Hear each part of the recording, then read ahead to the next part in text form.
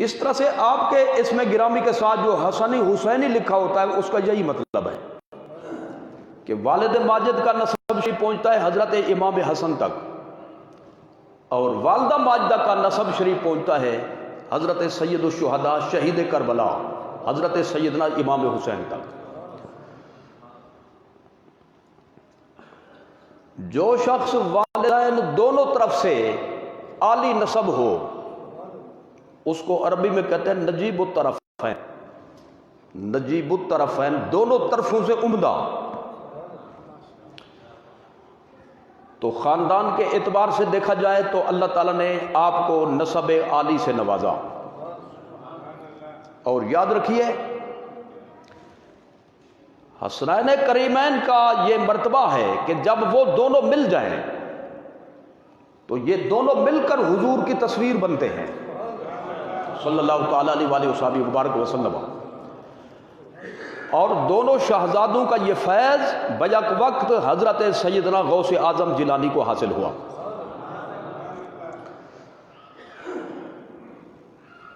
اگلی بات جو میں عرض کرنا چاہتا ہوں وہ یہ ہے کہ عموماً لوگ یہ سمجھتے ہیں اور لوگوں میں یہ معروف ہے کہ حضور غوث اعظم بہت بڑے پیر صاحب تھے، بس چند کرامتیں سنا دی جاتی ہیں۔ ایک پیر صاحب تھے، ان کے مرید بہت تھے۔ حالانکہ جو بات جاننے کی ہے آپ کی شان کے حوالے سے، سب سے پہلی بات یہ ہے کہ اگر خاندان کے اعتبار سے دیکھا جائے اپنی نظیر آپ ہیں،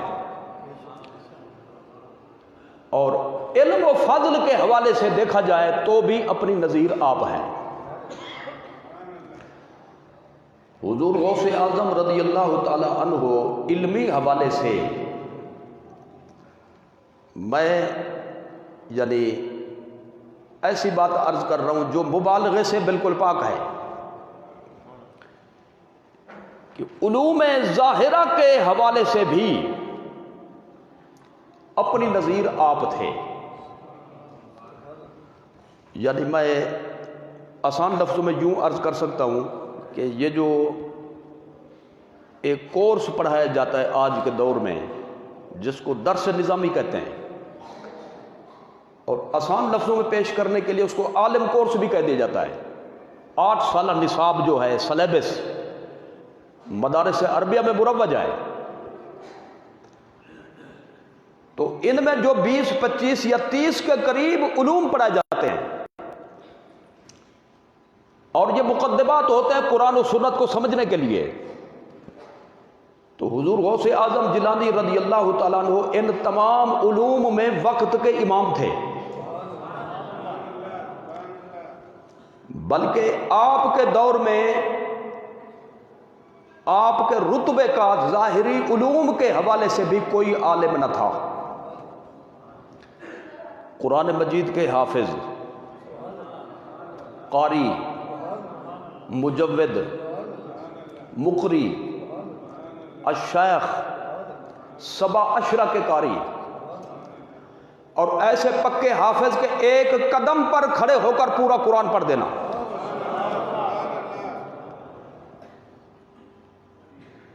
مفسرین کے امام، محدثین کے امام، فقہاء کے امام اور صوفیاء کے امام۔ آپ کے قصیدہ شریف غوثیہ میں آپ کا اس حوالے سے یہ ایک مقولہ ایک مصرع میں موجود ہے، درست العلم حتی صرت قطبا، درست العلم حتی صرت قطبا۔ میں ایک معنی یہ بھی بنتا ہے کہ میں مقام قطبیت پر پہنچا درس پڑھاتے پڑھاتے، علوم اسلامیہ، علوم عربیہ اور فنون متداولہ، ان کی درس و تدریس کرتے کرتے میں مقام قطبیت پر پہنچا۔ اور ایک معنی یہ بھی بنتا ہے کہ ان علوم میں میری حیثیت اور میری مقام قطب جیسی ہے۔ اور قطب جو ہوتا ہے نا، یہ در حقیقت کہتے ہیں چکی کے نچلے پارٹ کے درمیان والے کیل کو، چکی جس میں آٹا پیسا جاتا ہے، تو آج کل تو خیر بجلی کے آ گئی، ان میں پتہ نہیں کیا نظام ہے، تو جو پتھر 2 پارٹ ہوتے ہیں چکی کے، دوسرا پارٹ جو تو وہ لوہے کے کیل پر چلتا ہے، اسی کیل کو کہتے ہیں قطب، یعنی جس پر کسی چیز کا دار و مدار ہو، جس پر کوئی چیز گھومتی ہو۔ تو فرماتے ہیں اللہ نے مجھے علوم کے اندر ایسا رتبہ عطا فرمایا، علوم میرا طواف کرتے ہیں، اور میں روحانی حیثیت سے مقام قطبیت پر پہنچا۔ حضور غوث اعظم رضی اللہ تعالیٰ عنہ علم ظاہر کے حوالے سے بھی علامہ زماں ہیں۔ میں اس کی وضاحت ضرور کروں گا، کیونکہ بہت سے لوگوں کے سامنے یہ بات، یعنی سامنے تو ہے لیکن لوگوں سے مخفی ہے، اکثریت سے یہ بات مخفی ہے۔ میں ایک نظیر تو اس کی آپ کے درس مبارک کے حوالے سے پیش کرتا ہوں۔ حضور غوث اعظم رضی اللہ تعالی عنہ کی ایک محفل لگتی تھی، اور ہر مہینے کی 11 تاریخ کو وہ محفل ہوتی تھی، ہر مہینے کی 11 تاریخ کو وہ محفل ہوتی تھی آپ کے آستانہ عالیہ پر۔ آپ نے ساری زندگی اس محفل کو چلایا، چاند کی 11 تاریخ کو، اور یہ 11ویں کے نام سے یہ محفل حضور غوث اعظم کی ظاہری زندگی میں معروف تھی اور موجود تھی، اور حسن اتفاق میں وصال بھی ہوا تو معمول بہار روایت کے مطابق ربیع الثانی کی 11 تاریخ کو، لہذا ایصال ثواب کی جو محفل جاری ہوئی وہ بھی 11ویں کے نام سے معروف ہوئی۔ یہ در حقیقت حضور غوث اعظم کے معمولات میں سے ہے یہ روایت، یہ جو محفل ہے 11ویں شریف کی، اس میں علماء، فضلاء، مفسرین، محدثین، صوفیاء، ہر قسم کے فیض لینے والے محفل میں جمع ہوتے ہیں۔ میں مختصراً یہ بتاؤں، 150 بندے نہیں ہوتے تھے اس میں، آواز کم ہو سکے تو کر دیں۔ 70,000 کا مجمع آپ کے سامعین میں جمع ہو جاتا تھا، اور جن حضرات نے بغداد شریف کی حاضری دی ہے ان کو اندازہ لگ جائے گا اس سے کہ آپ کے آستانے کا جو رقبہ ہے پورا، اس کو دیکھا جائے تو اس میں 70,000 سے زیادہ بندے آ سکتے ہیں، تو لہٰذا یہ بھی مبالغہ نہیں ہے۔ تو آپ کے خطاب کا طریقہ یہ ہوتا تھا کہ آپ تشریف فرما ہوتے اپنی کرسی خطاب پر، اس کے بعد ایک حافظ صاحب کو فرماتے، حافظ صاحب کھڑے ہو جاؤ، قرآن شریف سے کوئی آیت پڑھ دو، کوئی آیت وہ مرضی کی تلاوت کرتا، یہ نہیں کہ میں مطالعہ کر کے آ جاؤں فلاں آیت پڑھو، میں ذرا اس کے حوالے سے کچھ کہنا چاہتا ہوں، نہیں، قرآن کھولو اور پھر کوئی آیت مرضی کی پڑھ دو، وہ تلاوت کرتا اور آپ اس کا ترجمہ اور تفسیر بیان فرماتے ہیں۔ تو اس سلسلے کی میں ایک روایت آپ کے سامنے وہ پیش کرنا چاہتا ہوں جس کو حضرت شیخ محقق نے، جو امام المحققین ہیں، امام المحدثین ہیں، اور بر صغیر میں علم حدیث جتنا پڑھایا جا رہا ہے وہ سب کے شیخ ہیں، علم حدیث کے اندر سب کے استاد ہیں۔ انہوں نے فارسی زبان میں کتاب لکھی اخبار الاخیار، اولیاء کرام کے حالات پر یہ کتاب لکھی، اس کو اردو ترجمہ بھی آ گیا مارکیٹ میں۔ حضور غوث اعظم کے تذکرے سے اس کتاب کو شروع فرمایا ہے،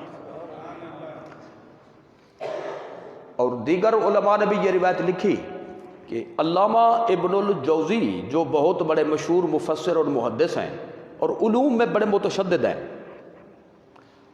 یعنی کسی کو خاطر میں نہ لانے والے،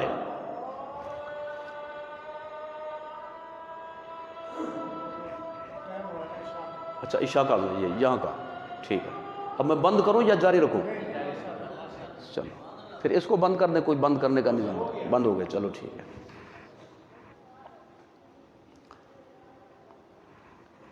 علامہ ابن الجوزی جو سینکڑوں کتابوں کے مصنف ہیں اور خود بھی عالم اسلام کے بہت بڑے خطیب ہیں، اپنے دور کے علمی خطباء میں حضرت علامہ ابن الجوزی کا بڑا نام ہے، ہزاروں پر مبنی ان کے سامعین ان کی محفل میں موجود ہوتے تھے، اور کئی جلدوں میں آپ کی کتاب تفسیر بھی موجود ہے، اور حدیث کے موضوع پر بھی 20 کتابیں آپ نے لکھی، اور ہر موضوع پر آپ کی تصانیف موجود ہیں۔ علامہ ابن الجوزی سے کسی نے کہا کہ حضرت کبھی حضور غوث اعظم کی محفل میں بھی ذرا جا کر دیکھیں بڑا مزہ آئے گا۔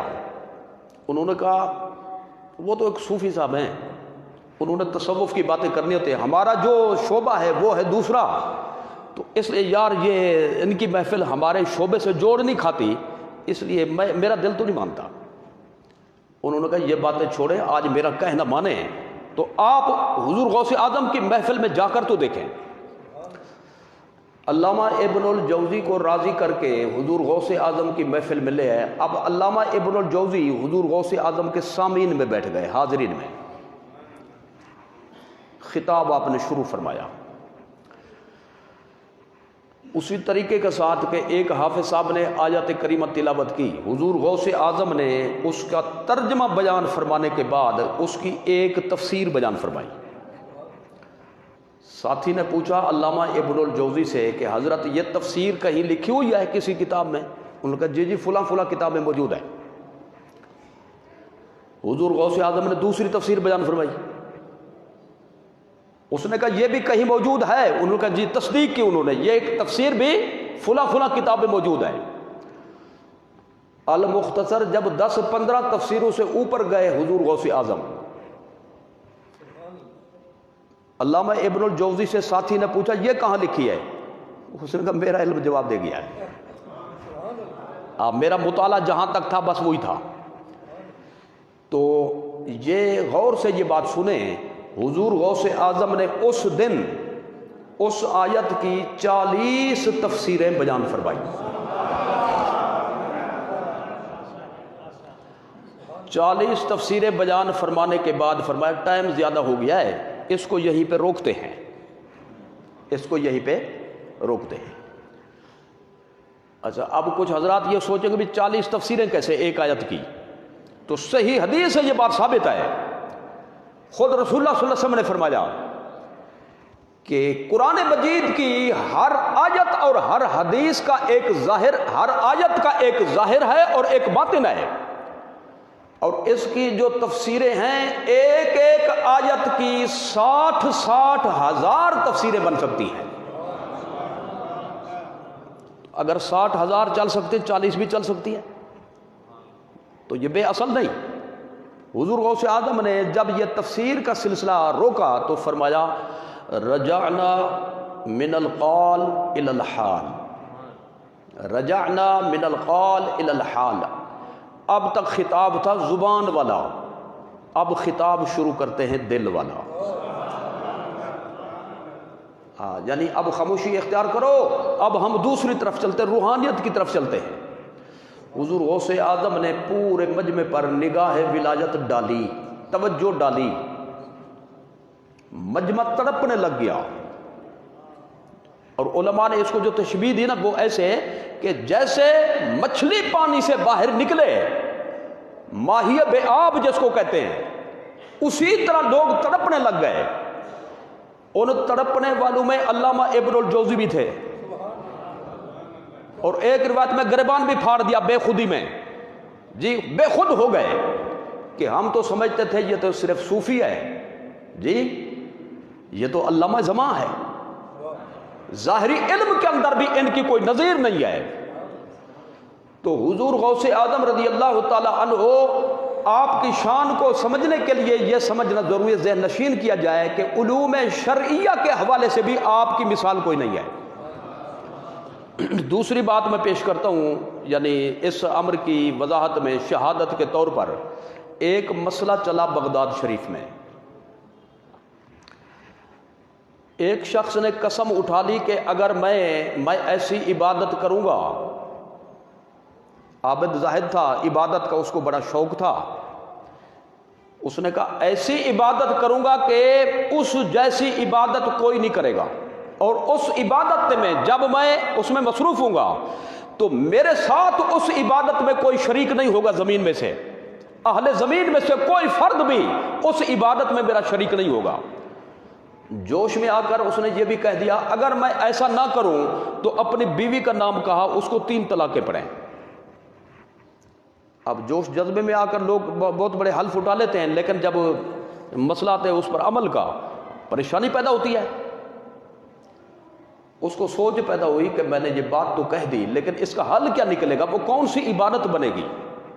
اس نے کہا چلو اب جو ہے مولویوں کو تنگ کرتے ہیں، کیونکہ یہ شعبہ ہے مولویوں کا۔ استفتاء تیار کیا جی، اس نے سوال نامہ اور ہر مدرسے میں پہنچ گیا۔ بیشتر حضرات نے یہ کہا اپنا سر کھاؤ، بڑی بڑی قسمیں اٹھا لیتے ہو، آ جاتے ہو ہمارا سر کھانے کے لیے، تم جانو تمہارا کام جانے، ہمارے پاس اس کا حل نہیں ہے۔ جب وہ بندہ مایوس ہوا تو کسی نے کہا کہ آستانہ عالیہ قادریہ غوثیہ بھی گئے ہو یا نہیں؟ حضور غوث اعظم کے دربار میں بھی حاضری دی ہے یا نہیں؟ اس نے کہا میں ادھر تو نہیں گیا۔ انہوں نے کہا ادھر جا کر پوچھو۔ انہوں نے کہا کیا وہ بھی مسئلے بتاتے کیا؟ انہوں نے کہا جو حل وہ پیش کر سکتا ہے کوئی نہیں کر سکتا۔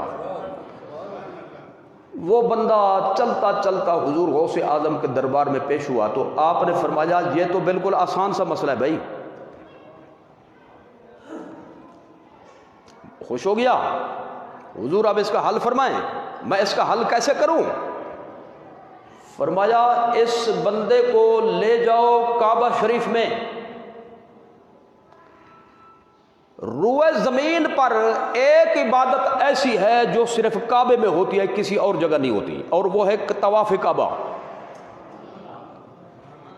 جو کعبہ شریف کا خادم ہو، نگران ہو، جس کے پاس کعبہ شریف کی چابی ہو، دروازہ کھولنا بند کرنا جس کے اختیار میں ہو، اس کی منت کرو کہ طواف روک دے، صرف اسی بندے سے طواف کرائے کعبہ شریف کا، اس کی قسم پوری ہو جائے گی۔ تو اس مسئلے کا حل کس نے پیش کیا؟ حضور غوث اعظم نے۔ میں ایک جملہ یہاں پہ یہ ملانا چاہتا ہوں، ایسے دقیق اور باریک مسائل کا حل یا تو امام اعظم پیش کر سکتا ہے یا غوث اعظم پیش کر سکتا ہے۔ تو امام اعظم نے بھی ایسی کئی گتھیاں سلجھائیں، آپ نے بھی ایسے کئی مسئلے حل فرمائے۔ تو حضور غوث اعظم رضی اللہ تعالیٰ عنہ علوم ظاہرہ کے حوالے سے تمام علوم میں وقت کے امام ہیں۔ اگلی بات سماعت فرمائیں، نیکی اور تقوی کے حوالے سے، عبادت اور زہد کے حوالے سے بھی اپنی مثال آپ ہیں۔ میں اس کی بھی جھلکی پیش کرتا ہوں تاکہ بات جو چلی ہے عنوان مکمل ہو جائے۔ حضور غوث اعظم رضی اللہ تعالی عنہ نے 40 برس اس طرح سے گزارے کہ نماز عشاء کے وضو سے آپ نے فجر کی نماز ادا فرمائی۔ ایک آدھ رات نہیں، ایک آدھ ہفتہ نہیں، ایک آدھ مہینہ نہیں، بلکہ مسلسل تسلسل کے ساتھ 40 سال آپ نے اسی روٹین سے گزارے کہ نماز عشاء کے وضو سے فجر کی نماز ادا فرمائی، یعنی شب بیداری فرمائی، راتوں میں جاگ کر اللہ تعالیٰ کی عبادت فرمائی۔ 15 سال اس طرح سے گزارے کہ ہر رات قرآن مجید کا ختم فرمایا، بلکہ میں اس حوالے سے ہمارے پنجاب میں کہتے ہیں مکدی مکاؤ، یعنی لب لباب پیش کرو، 100 کی ایک پیش کرو جس کے بعد بحث کا ختم ہو جائے۔ حضور غوث اعظم رضی اللہ تعالی عنہ رمضان شریف میں آپ کی پیدائش ہوئی، ابھی آپ نے سنا۔ شیر خارگی کی مدت میں، مدت رضاعت میں، ظاہر بچہ جو ہوتا ہے وہ مکلف نہیں ہوتا احکام شریعہ کا، لیکن اس مدت میں بھی حضور غوث اعظم نے احکام شریعہ کی پاسداری فرمائی۔ آپ نے رمضان شریف میں کبھی بھی دن کے وقت والدہ ماجدہ کا دودھ نوش نہیں فرمایا، منت سماجت کے باوجود، کوشش کے باوجود آپ نے دن کے ٹائم کبھی بھی رمضان شریف میں والدہ ماجدہ کا آپ نے دودھ نوش نہیں فرمایا۔ یوں سمجھیے کہ شیر خارگی کے عالم میں بھی حضور غوث اعظم نے روزہ رکھا،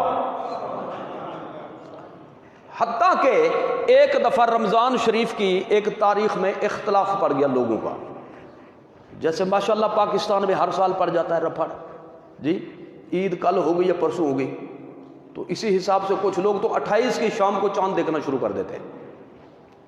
کیا خبر کمیٹی کو غلطی لگی ہو، پچھلا چاند غلط ہو تو اللہ کرے رمضان شریف کا چاند آج نظر آ جائے، یعنی بڑی جلدی ہوتی ہے کہ کل عید ہونی چاہیے۔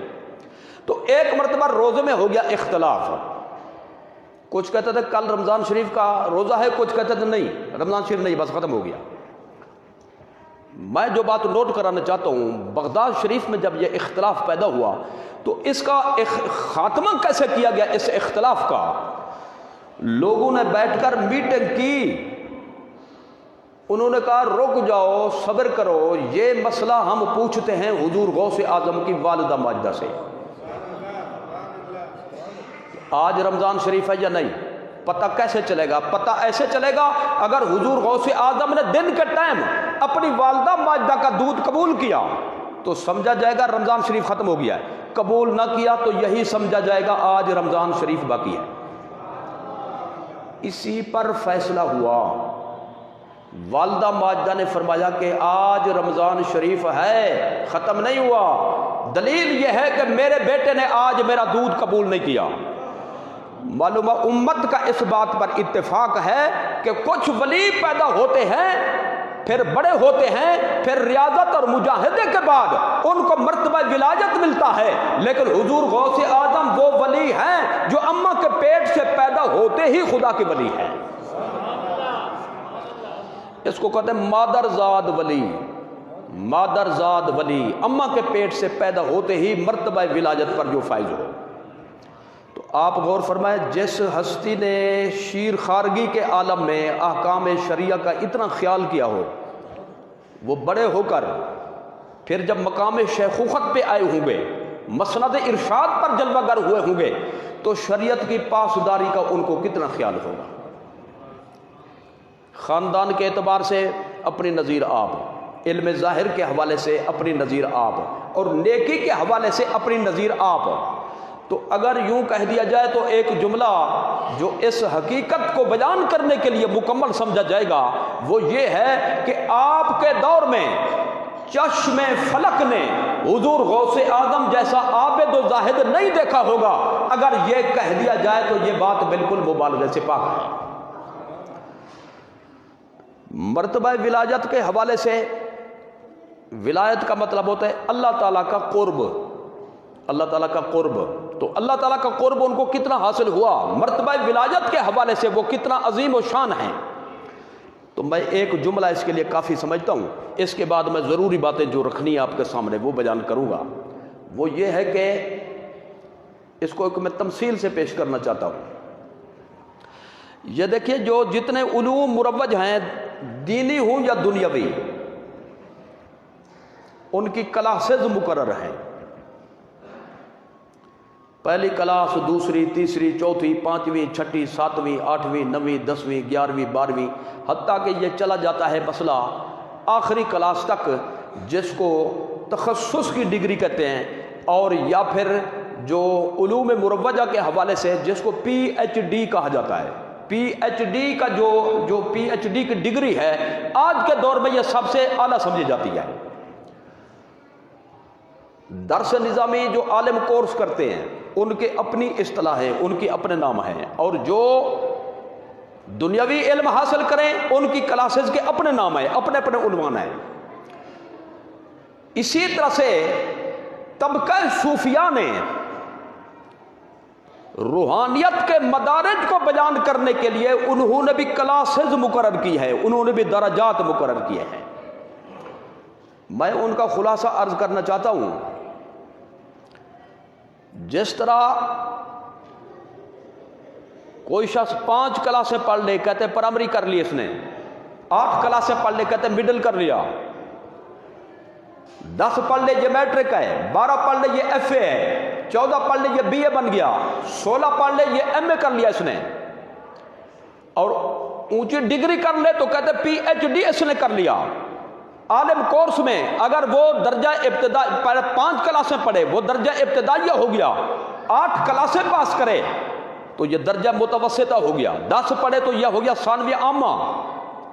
12 کلاسیں مقرر کرے، یہ ہو گیا ثانویہ خاصہ، اسی طرح درجہ عالیہ، درجہ عالمیہ، اور ان سب سے بڑھ کر درس نظامی میں جو چیز ہے وہ ہے تخصص، یعنی خصوصیت کے ساتھ کسی ایک شعبے کے اندر مہارت حاصل کرنا۔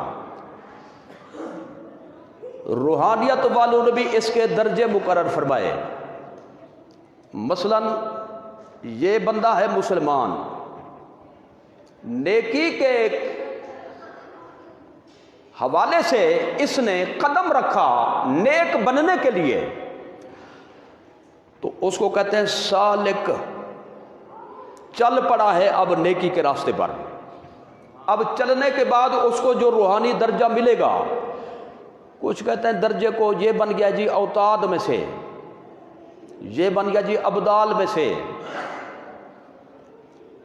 یہ بن گیا جی غوث، یہ بن گیا کتب، یہ بن گیا خواجہ، یہ بن گیا داتا، یہ بن گیا غریب نواز، یہ سب روحانی درجوں کے نام ہیں۔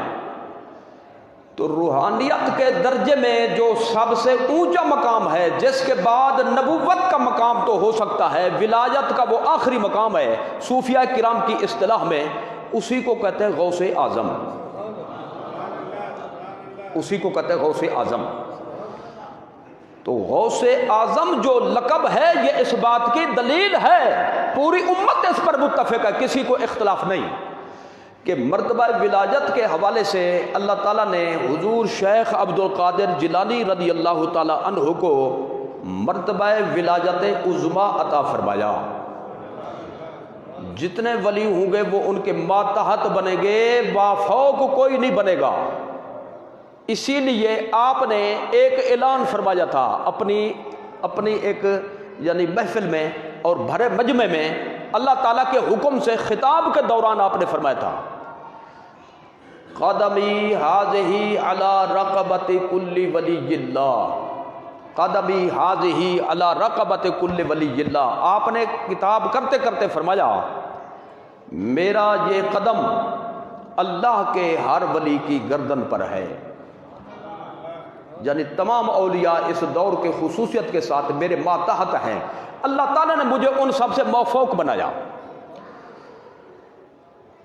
ایک بہت بڑے بزرگ جو خود قطب وقت تھے، وہ سامعین میں موجود تھے، حضرت سید علی حیتی رضی اللہ تعالیٰ عنہ، وہ مجمع میں کھڑے ہو گئے، انہوں نے حضور غوث اعظم کا قدم پکڑا، منبر شریف کے قریب جا کر حضور غوث اعظم کے قدم کو اپنے ہاتھ میں لیا، اور ہاتھ میں لے کر انہوں نے اپنے گردن پر رکھ دیا، عرض کی میرے آقا آپ یہ فرماتے ہیں کہ قدم ہے، میں عملی طور پر کر کے دکھاتا ہوں، واقعی آپ کا قدم ہر ولی کی گردن پر ہے، اور میں اس کو سب سے پہلے قبول کرتا ہوں۔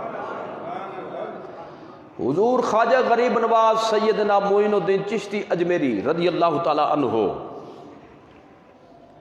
جو بر صغیر میں تشریف لائے، جنہوں نے ایک نگاہ بلال سے 90 لاکھ ہندوؤں کو کلمہ پڑھایا، 90 لاکھ ہندوؤں کو کلمہ پڑھا کر حضور کا غلام بنا دیا ان کو۔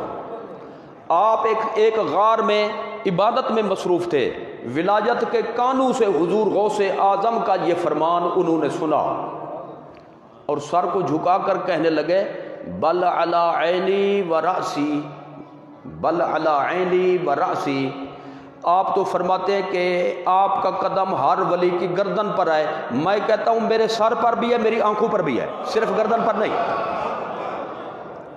تو حضور غوث اعظم نے اسی وقت فرمایا تھا، غیاث الدین کا بیٹا نمبر لے گیا، یعنی آپ کے والد ماجد کا نام ہے سید غیاث الدین، اور ایک روایت کے مطابق ایک ہی خاندان کے ہیں جی، ماموں اور بھانجا لگتے آپس میں، دوسری روایت کے مطابق خالہ زاد بھائی ہیں، یعنی گھریلو اعتبار سے بھی خاندانی اعتبار سے بھی ان کا قرب ہے۔ تو فرمایا اس تواضع کے بدلے میں ہم نے غریب نواز ان کو بنا دیا، ان معین الدین چشتی اجمیری کو ہم نے بر صغیر کی ولایت عطا فرمائی۔ تو اسی کے نتیجے میں حضور خواجہ غریب نواز ہندوستان میں تشریف لائے اور اسلام کے جھنڈے گاڑ دیے۔ تو حضور غوث اعظم کو مرتبہ ولایت کے حوالے سے دیکھا جائے تو اپنی مثال آپ ہیں۔ تو خیر یہ چند جملے میں نے تبرکاً عرض کیے، اور حضور غوث اعظم کے ظاہری باطنی مرتبہ کے بیان کے لیے جو کتابوں میں آیا اس کے حوالے سے میں نے یہ چند جملے آپ کے سامنے رکھے۔ اب ایک مسئلہ میں یہاں پہ عرض کرنا چاہتا ہوں، جتنا ٹائم باقی ہے اس کے اندر، دورانیہ کے اندر وہ یہ ہے کہ اہل سنت و جماعت میں یہ بات مروج ہے کہ ہم حضور غوث اعظم کے نام کا نعرہ لگاتے ہیں۔ ایک کہتا ہے نعرہ تکبیر، دوسرے کہتے ہیں یعنی وہ کہنے والے آپ ہیں یا کوئی اور ہے؟ جی تو پھر بول پڑے نا اس کے حوالے سے۔ اچھا، ایک کہتا ہے نعرہ تکبیر، دوسرا کہتا ہے اللہ اکبر۔ نعرہ رسالت سننے والے کہتے ہیں یا رسول اللہ۔ نعرہ تحقیق حق چار یار، جی، اور نعرہ حیدری بھی لگتا ہے مولا علی کے نام سے، اور ایک نعرہ لگتا ہے نعرہ غوثیہ، اور سارے کیا کہتے ہیں؟ اچھا، کچھ کہہ دیتے ہیں یا غوث اعظم دستگیر۔ یہ سندھ میں جو ہے نا، جہاں پہ سندھ کے وہ علاقے جہاں سندھی بولتے ہیں، وہ نعرہ لگاتے ہیں موہ جو پیر توہ جو پیر، آگے کہتے ہیں دستگیر دستگیر، یعنی نعرے لگتے ہیں حضور غوث اعظم کے نام کے۔ تو اور دوسری بات یہ کہ حضور غوث اعظم سے ہم مدد مانگتے ہیں، المدد یا غوث اعظم، جی سٹیکر بنے ہوئے ہیں، یا شیخ عبد القادر جیلانی شیئا للہ، امداد کن از بند رنج و غم آزاد کن، آخر میں کہتے ہیں یا شیخ عبد القادر۔ اب مسئلہ یہ ہے کہ پہلی بات یہ ہے کہ ان کے نام کے نعرے لگانے کا کیا جواز بنتا ہے، ایک تو یہ بات جو ہے میں واضح کرنا چاہتا ہوں، اور دوسری بات یہ کہ مدد تو اللہ سے مانگنی چاہیے، اور تم نے مانگنی شروع کر دی حضور غوث اعظم سے، تو غیر اللہ سے مدد مانگنا یہ تو شرک ہے، اور تم چل پڑے غیر خدا کے پاس کی طرف، اور ان کے نام کے نعرے بھی لگاتے ہو، پکار پکار کر ان سے مدد بھی مانگتے ہو، تو یہ بھی اس موضوع کا حصہ بن رہا ہے۔ تو اس لیے میں چند جملے عرض کرنا چاہتا ہوں۔ پہلی بات، کبھی نعرے جو لگاتے ہو، پہلی بات یہ بھی نعرہ لگانے کا ایک مطلب ہوتا ہے۔ نعرہ لگانے کا مطلب یہ ہوتا ہے کہ بجائے اس کے کہ ہم ایک ایک بندے سے پوچھیں بھئی آپ کا عقیدہ کیا ہے، آپ کا کیا ہے، تو ایک بندہ پکارتا ہے، دوسروں سے وہ سننا چاہتا ہے، اس کو مانتے کو نہیں مانتے۔ لہذا نعرہ تکبیر کا جواب ہو گیا اللہ اکبر، اس کا مطلب ہے سامعین نے جواب دیا ہم اللہ کو مانتے ہیں۔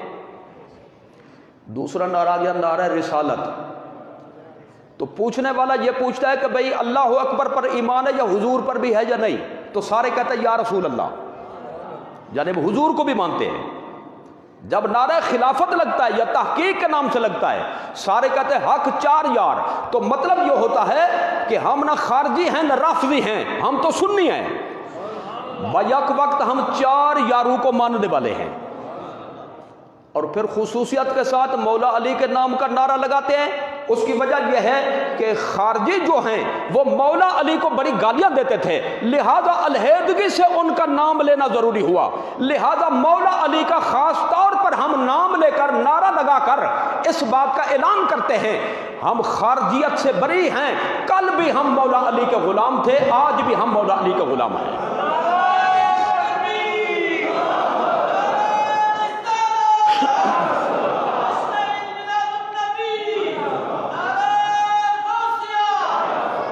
اب جب نعرہ غوثیہ لگایا تو اس کا مطلب یہ ہے کہ ظاہر کو مانتے ہو یا باطن کی بھی قائل ہو، جی صرف ظاہر کے احکام کو مانتے ہو یا دل کی دنیا کو بدلنے والوں کے طبقے سے بھی تمہارا تعلق ہے، تو بجائے اس کے کہ ہم سارے پیروں کا نام لیں، اس کا لے لیتے ہیں ایک کا نام آ جائے تو ساروں کا آ جائے، کیونکہ غوث اعظم امام الاولیاء، محبوب سبحانی، قطب ربانی، لہذا یہ آ گئے تو شاہ نقش بند بھی ساتھ آ گئے، خواجہ غریب نواز بھی ساتھ آ گئے، شیخ شہاب الدین سہروردی بھی ساتھ آ گئے، کیونکہ سب ان کے نیاز مند ہیں۔ نعرہ غوثیہ لگا کر ہم نے اس بات کا اعلان کیا ہم خشک جماعت سے تعلق نہیں رکھتے، ہم اس جماعت سے تعلق رکھتے ہیں جو دل کی دنیا کو آباد کرنے کے لیے اللہ کے ولیوں کے دامن سے وابستہ ہے۔ اس کی گونج ختم کر دیں کسی طرح، جی مسجد میں تو ہے لیکن کر تو سپیکر رہا ہے نا، مسجد تو نہیں کر رہی۔ جی جی ہو سکتا ہے، جی ہو سکتا ہے، تھوڑی سی آواز کم ہو جائے گا انشاءاللہ۔ اچھا یہ تو ہو گئی جی بات نعرہ لگانے کے، بھی نعرے کیوں لگاتے ہو؟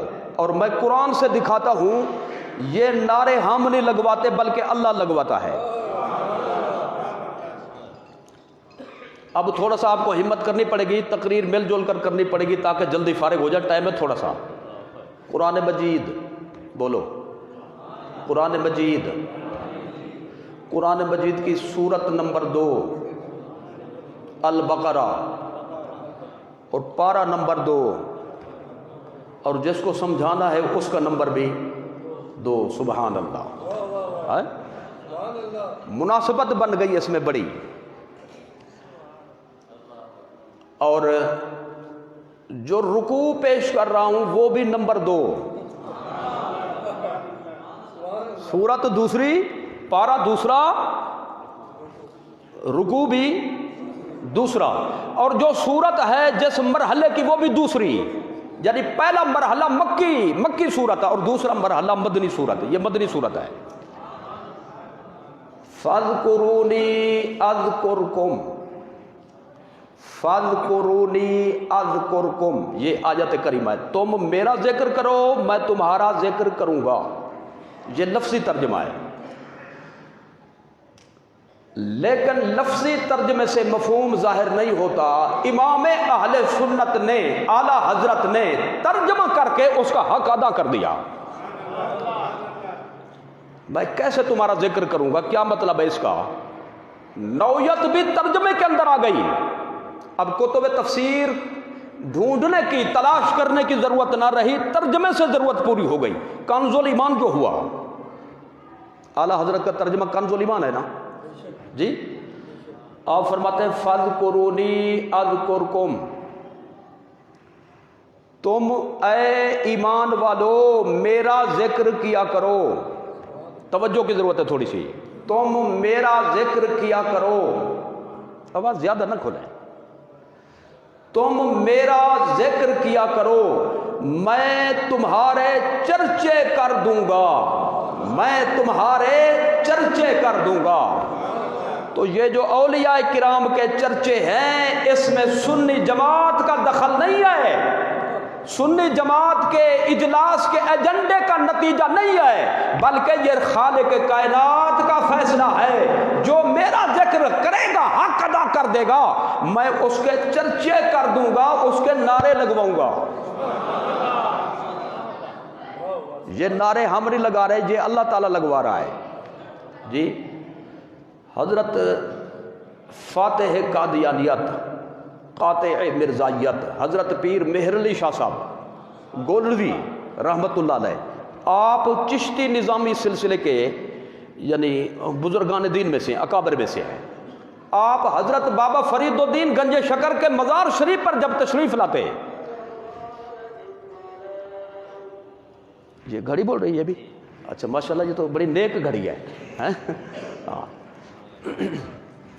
چلو یہ ان آدمیوں سے نمبر لے رہی ہے جو آدمی اتنا یعنی بیان سننے کے باوجود چپ بیٹھے ہوئے ہیں۔ یہ آپ کو ترغیب دے جب میں بے جان ہو کر بولتی ہوں، تمہیں تو اللہ نے جان بھی دیا، زبان بھی دیا، بولو نا تم۔ آپ جب حضرت بابا فرید الدین گنج شکر کے مزار شریف پہ تشریف لاتے تو آپ کیا فرماتے؟ وہاں پہ لگتے ہیں نعرے، کیا لگتے ہیں؟ اللہ، محمد، چار یار، حاجی، خواجہ، قطب، فرید، پھر کہتے ہیں حق فرید، حق فرید یا فرید۔ یہ حق کا معنی یہاں سچ مچ، فرید کا معنی در یکتا، اپنے سلسلے میں اپنی نظیر آپ، فرید کا یہ معنی بنتا ہے۔ فرید الدہر، اپنے زمانے کا یکتا۔ تو حق یعنی سچ مچ، بناوٹی نہیں، حق بمانا اللہ نہیں یہاں پہ جی۔ ان الرسول حق، قرآن میں موجود ہے، رسول پر حق ہے، اس معنی میں حق کہتے ہیں۔ تو یہ لگتے ہیں نعرے وہاں پہ۔ نعرے کیوں لگتے ہیں بھائی، ذرا توجہ فرمائیں۔ نعرے اس لیے نہیں لگتے کہ ہم نے کوئی پیسے تقسیم کیے ہیں کہ بھی ہمارے مرشد ہیں تم نعرے لگاؤ ان کے، اللہ رسول لگوا رہے ہیں۔ پاک پٹن شریف حضرت بابا فرید الدین گنج شکر کا جو مزار شریف بنا ہوا ہے، یہ کس نے بنوایا؟ حضرت سید نظام الدین اولیاء محبوب الہی دہلوی نے، جو آپ کے بڑے خلفاء میں سے ہیں، اور سلسلہ عالیہ چشتیہ نظامیہ جو کہتے ہیں حضرت نظام الدین محبوب الہی کی نسبت سے کہتے ہیں۔ آپ نے یہ مزار شریف تعمیر کرایا اپنی نگرانی میں، ایک ایک اینٹ پر قرآن کا ختم کروایا۔ حضرت بابا صاحب کے مزار شریف جا کر دیکھیں، اس پہ ایک روحانیت بندے کو محسوس ہوتی ہے۔ وجہ کیا ہے؟ ایک ایک اینٹ پر قرآن کا ختم کیا ہوا ہے۔ آپ کی جو تعمیر ہے مزار شریف کی، جب فارغ ہوئے تو آپ کو رسول اللہ صلی اللہ علیہ وسلم کی زیارت ہوئی، حضرت سید نظام الدین کو، محبوب الہی کو، یہ اسی مقام پہ جہاں پہ بہشتی دری ہے، بہشتی کھڑکی، بہشتی دروازہ، سرکار موجود ہیں، چاروں یار موجود ہیں، حضرت سیدنا عثمان ہارونی موجود ہیں، حضرت خواجہ اجمیری تشریف لائے، حضرت قطب الدین بختیار کاکی تشریف لائے، فرید الدین گنج شکر کا مزار تو تھا ہی۔ حضرت نظام الدین اولیاء وجد میں آ گئے یہ کیفیت دے کر، اور حضور نے اس موقع پہ یہ فرمایا تھا، یا نظام من دخل ھذا الباب فقد آمنا، اے نظام الدین جو اس جگہ سے گزرے گا میں اس کو امن کی گارنٹی دیتا ہوں۔ اس لیے وہ جگہ بن گئی بہشتی دروازہ۔ بولو کیا بن گئی؟ یہ بناوٹی نہیں ہے، یہ اللہ کے ایک ولی کو یعنی حضور کا دیدار ہوا تو حضور نے یہ بات فرمائی، یہ احادیث منامیہ میں سے ہے جی۔ تو بہشتی دروازہ یہ کوئی خود ساختہ چیز نہیں، بلکہ رسول اللہ صلی اللہ علیہ وسلم کے ارشاد پاک کے نتیجے میں ہے۔ جانا چاہیے کہ نہیں جی؟ پچھلے حضرات استخارہ کر رہے ہیں، اگلے ہمت کر دینا تھوڑی سی، ہاں بھائی جانا چاہیے کہ نہیں جی؟ جہاں حضور سند دے رہے ہوں، کیا خبر قسمت جاگ پڑے وہ مہر ہمیں بھی لگ جائے جی۔ لیکن ماننے کی بجائے لوگ جو ہے نا وہ اس پر ہٹ کرتے ہیں۔ ایک بندہ جو ہے نا راستے میں کھڑا ہو گیا، لوگ آ رہے تھے بابا صاحب کے مزار شریف سے، اس کو اس نے پکڑ لیا، وہ بہشتی دروازے کو نہیں مانتا تھا۔ اس نے کہا بھائی کہاں سے ہے؟ اس نے کہا پاک پٹن شریف سے۔ اچھا، اس کا مطلب ہے بہشتی دروازے پہ گزرے ہوں گے آپ؟ انہوں نے کہا میں گیا ہی بہشتی دروازے سے گزرنے کے لیے گیا تھا۔ وہ اس کو پکڑ کر سونگھنے لگ گیا۔ اس نے کہا سونگھتے کیوں مجھے؟ اس نے کہا کہ میں سونگھ کر یہ پتہ چلانا چاہتا ہوں بہشت سے جو گزرے ہو، جب بہشت کی خوشبو بھی ہے تمہارے اندر یا نہیں ہے۔ وہ بھی سمجھ گیا یہ کوئی منکر ہے جی۔ اس نے کہا حضرت صاحب آپ کو پتہ ہونا چاہیے جہنمیوں کو کبھی بہشت کی خوشبو نہیں آ سکتی۔ اوپر نیچے مجھے سارا سونگھ لے آپ کو خوشبو نہیں آئے گی، کیونکہ جہنمی جو ہے جنت کی خوشبو سونگھ سکتے ہی نہیں ہے۔ تو خیر وہاں پہ لگتے ہیں نعرے، کیا لگتے ہیں؟ نعرے۔ حضرت پیر مہر علی شاہ صاحب فرماتے تھے میں نے جب آیت پڑھی فَاذْكُرُونِي أَذْكُرْكُمْ، تم میرا ذکر کرو میں تمہارے چرچے کر دوں گا، میں تو یہاں پہ وہی چرچے دیکھنے کے لیے آتا ہوں۔ یہ نعرے لگوانا ہمارا کام نہیں ہے، بلکہ اللہ تعالیٰ یہ کام کرتا ہے۔ اچھا اگر چاہے تو میں بخاری شریف کی حدیث پیش کر دوں جی؟ صحیح بخاری جی، صحیح بخاری جس کا مطالبہ ہوتا ہے بخاری پڑھو۔ اب دیکھتے ہیں بخار کس کو چڑھتا ہے، ایمان کس کا تازہ ہوتا ہے۔ صحیح بخاری کی حدیث پیش کر رہا ہوں۔ سرکار نبی کریم صلی اللہ تعالی علیہ وسلم نے ارشاد فرمایا، حضرت ابو ہریرہ سے روایت ہے، اللہ تعالیٰ جب زمین والوں میں سے کسی بندے پر نظر کرم فرمائے اور اس کو اپنا محبوب بنا لے تو سب سے پہلے جبریل کو بلاتا ہے، جبریل ادھر آؤ میری بات سنو۔ اللہ کی بارگاہ میں جیسا کہ حاضری کا ان کا طریقہ مقرر ہے وہ حاضر ہوتے ہیں۔ اللہ تعالیٰ فرماتا ہے انی احب فلانا فاحبہ، انی احب فلانا فاحبہ، مجھے زمین پر رہنے والے فلاں بندے سے محبت ہے، تم بھی اس سے محبت کرو۔ آسمان کے اندر ندا دی جاتی ہے کہ آسمان والو فلاں بندہ اللہ کا محبوب بن چکا ہے، تم بھی اس سے محبت کرو، کیونکہ جو فیصلہ آتا ہے پہلے آسمان سے ہوتا ہوا نیچے آتا ہے، اب رہے گی زمین کے بعد۔ اب میں سرکار کا وہ جملہ پڑھ رہا ہوں جو اس محفل سے مناسبت رکھتا ہے، ثم کٹ میں پڑھ رہا ہوں تاکہ سب تک پہنچ جائے، جی سلو سپیڈ میں پڑھ رہا ہوں تاکہ آسانی سے سمجھ سکیں۔ ثم یودع لہ القبول فی الارض، ثم یودع لہ القبول فی الارض، اس کے بعد اللہ تعالیٰ کی طرف سے روئے زمین پر اس بندے کی محبت زمین والوں کے دل میں ڈال دی جاتی ہے جس کو اللہ اپنا محبوب بنا لے۔ لہذا بندے اس کا نام لیتے ہیں، اس کے آستانے پہ آتے ہیں، اس کے ہاتھ چومتے ہیں، اس سے دعائیں حاصل کرتے ہیں اور اس کے نام کے نعرے لگاتے ہیں۔ کس کے نام کے نعرے لگاتے ہیں؟ جو اللہ کا محبوب بن جائے، جو اللہ کا محبوب بن جائے۔ حضور غوث اعظم جیلانی اللہ کے محبوب ہیں، ان کا لقب محبوب سبحانی، بولو بولو محبوب سبحانی۔ یہ سن 1440 والوں کا فیصلہ نہیں جی، یہ بر صغیر میں پاکستان والوں کا فیصلہ نہیں، بلکہ روئے زمین کے تمام اولیاء کرام اس بات پر متفق ہیں، حضور غوث اعظم محبوب سبحانی ہیں۔ محبوب سبحانی کی نشانی یہ ہوتی ہے کہ جو وہ منہ سے نکالے اللہ اس کو پورا کر دیتا ہے، جو منہ سے نکالے اللہ اس کی مرضی چلتی ہے۔ تو اس کی ایک میں نظیر پیش کرتا ہوں۔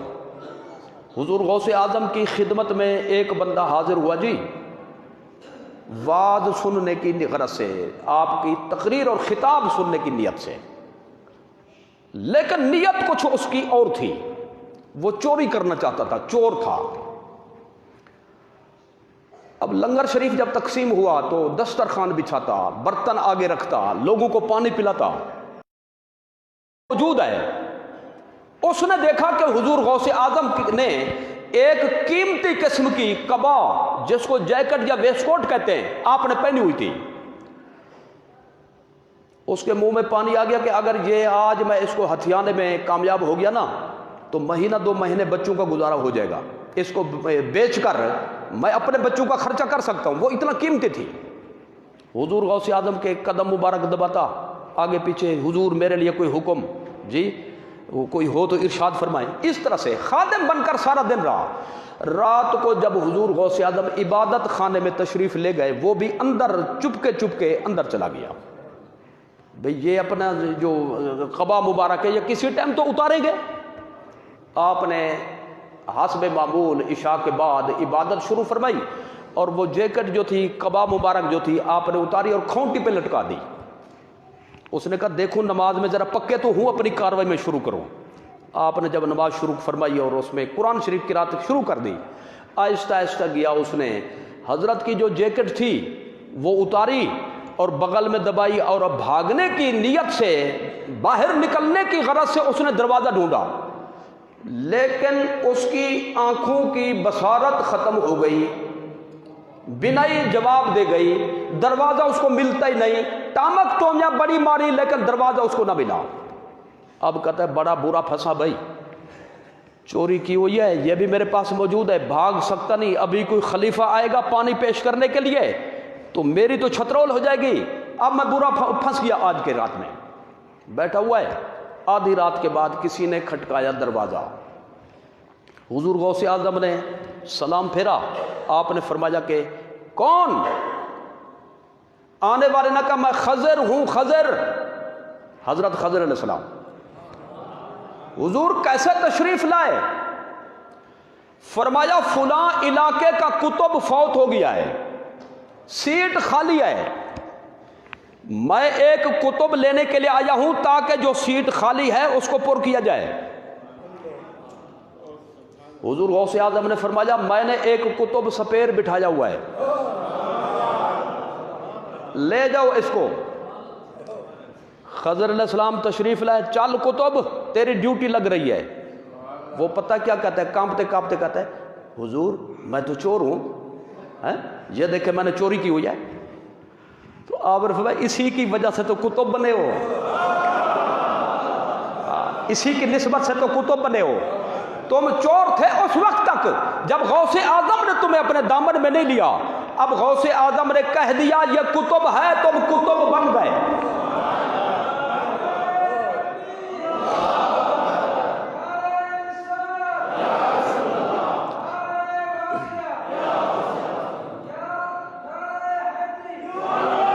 اب ذرا توجہ فرمائیں، غوث اعظم کے زبان سے یہ بات نکلی کتب ہے تو اللہ نے اس کو کتب بنا دیا۔ معلومہ حضور غوث اعظم محبوب سبحانی ہیں، بولو۔ اور بخاری کی حدیث کہتی ہے جو اللہ کا محبوب بن جائے اللہ آسمان پر بھی اس کے نعرے لگواتا ہے، زمین پر بھی اس کے نعرے لگواتا ہے۔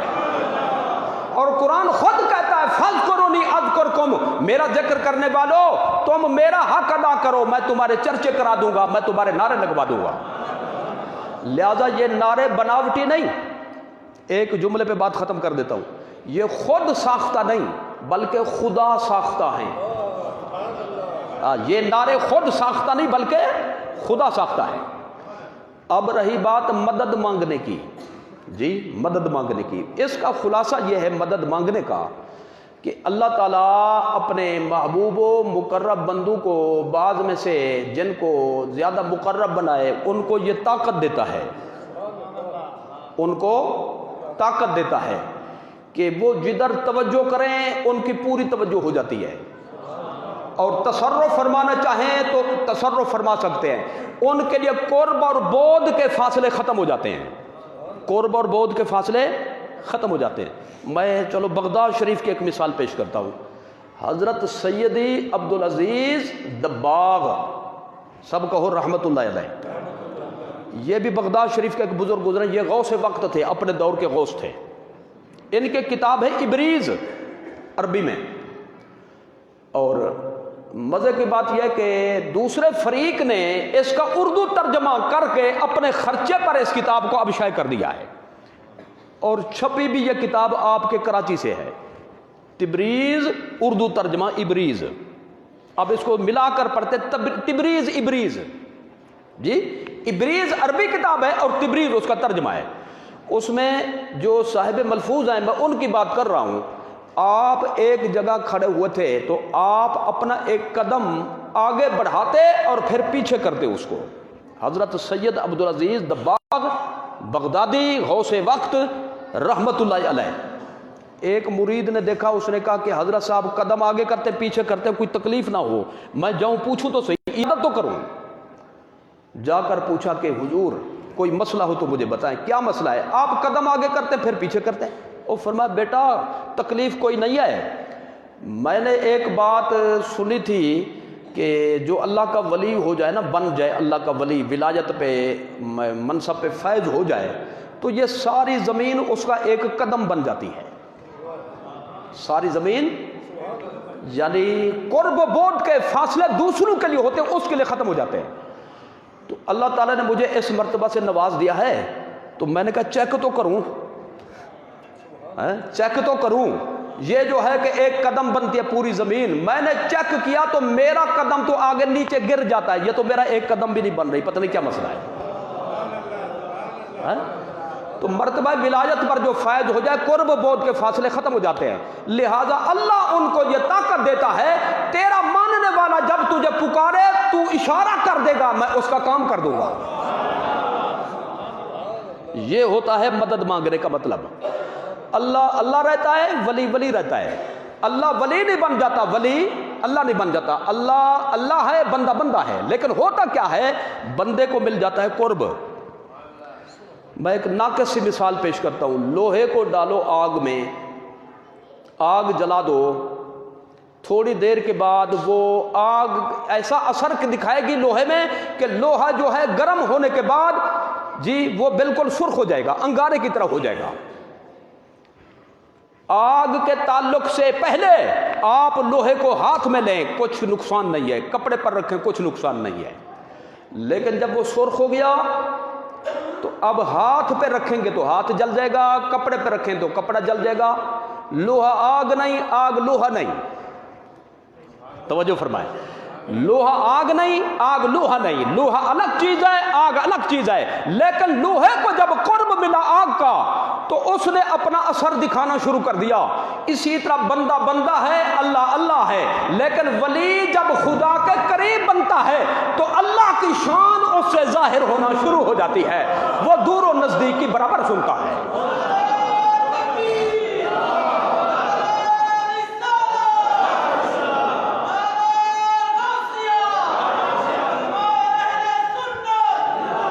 इस मसले को आज हकायक में अल्लाह ताला ने हमें दिखा दिया है, हकायक के हवाले से।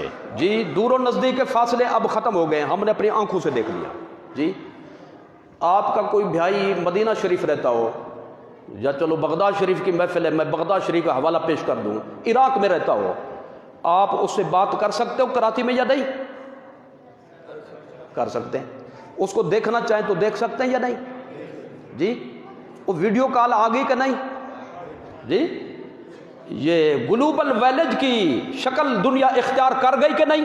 पूरी दुनिया राब्ते में है। छोटे छोटे पुर्जे साइंसदानों ने बनाए तो दुनिया राब्ते में, जो जिसको देखना चाहे देख सकता है, आवाज़ सुनना चाहे सुन सकता है, सुनाना चाहे सुना सकता है। तो अल्लाह ने ये चीज़ें पैदा की हैं ताकि अल्लाह ये बात समझाए, साइंसदान पैदा करने वाले नहीं, पैदा तो लहरें मैंने की हैं, इन्होंने सिर्फ मालूम कर ली हैं, इन्होंने तारे फिट कर दिए, कनेक्शन जोड़ दिया है। तो तुम्हें शर्म नहीं आती? साइंसदानों के कमाल को तो मानते हो, रब रहमान के कमाल को क्यों नहीं मानते?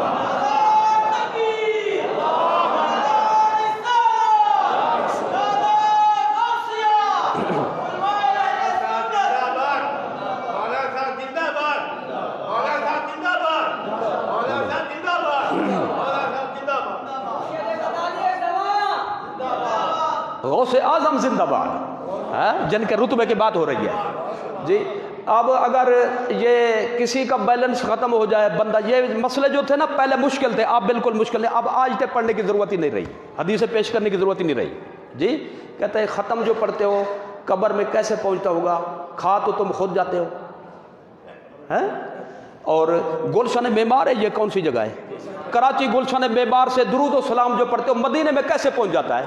ओ खुदा के बंदे मुझे इतना बता दो, आप बैठे कराची में, आपका दोस्त हो पंजाब के किसी शहर में मसलन, मोबाइल में उसका बैलेंस ख़त्म हो जाए, 3-4 रुपए हूँ, वो आपको कहे भाई बैलेंस भेज दो, 100 रुपया मुझे चाहिए, आप यहाँ से भेज दें, पहुँच जाएगा कि नहीं? तो किसी खंबे में अड़ेगा क्यों नहीं है? ये बैलेंस जो आपने भेजा ये किसी प्लाजे में रुकेगा क्यों नहीं? जी अल्लाह ने ये हमारे लिए नज़ायर पैदा कर दिए कि सैकड़ों मील के फासले पे एक मशीन के जरिए रुपया ऐसे नहीं पहुंचेगा, पहुंचेगा पहुंचाने वाले के जरिए, हैं? ऐसा नहीं पहुंचेगा, पहुंचेगा पहुंचाने वाले के जरिए, उसके जरिए पहुंचाओ तो जहां पहुंचाना चाहो पहुंच सकता है। तो अब अगर कोई कहे कि बैलेंस उसका ख़त्म हो, बात ना हो सके, नंबर उसको आता ना हो, और फिर वो कहे मोबाइल की ख़राबी है, या कनेक्शन टूटा हुआ हो, वो कहे महकमा ही ख़राब है, या उसकी बैटरी डाउन हो, या सर्टी बिल्कुल डेड हो चुका हो, और वो कहे ये मोबाइल कंपनी सारी बिल्कुल झूठ बोलती है, उसको कहा जाएगा कनेक्शन तेरे अपने ख़त्म हैं, बैटरी तेरी अपनी डाउन है, नेटवर्क तेरा अपना ख़राब है, वरना हर कोई राब्ते के अंदर मौजूद है। तुझे अगर शक है तो आ गौसे आजम की गुलामी में, फिर तुम्हें पता चलेगा सुन्नी झूठ नहीं बोलता, सुन्नी जो कहता है सच कहता है।